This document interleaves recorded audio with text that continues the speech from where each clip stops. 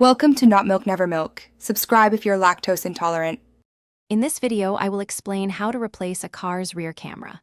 First, locate your existing camera, often found near the license plate or trunk handle, and understand its wiring path. Next, collect all the necessary tools, including various screwdrivers and plastic trim removal tools to prevent damage.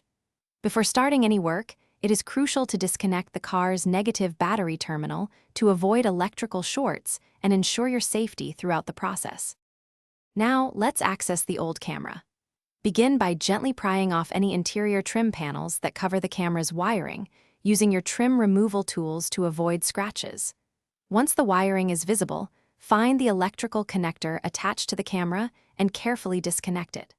Finally, depending on your vehicle, you will either unscrew or unclip the old camera from its mounting point, making sure to keep track of any small fasteners.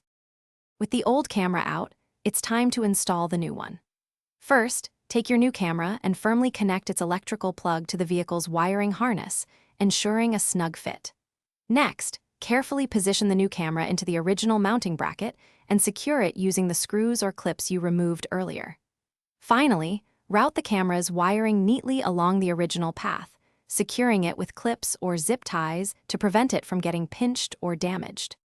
To complete the installation, reconnect your car's negative battery terminal and turn on the ignition to test the new camera.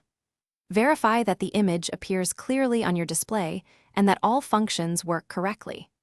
Once confirmed, carefully reinstall all the interior trim panels and any other components you removed, ensuring they snap back into place securely. Remember to check the description below for links to great deals on tools and other helpful resources for your car projects. Your new rear camera is now ready to provide clear views. Thanks for watching. If this was helpful, leave a like and consider subscribing. See you next time.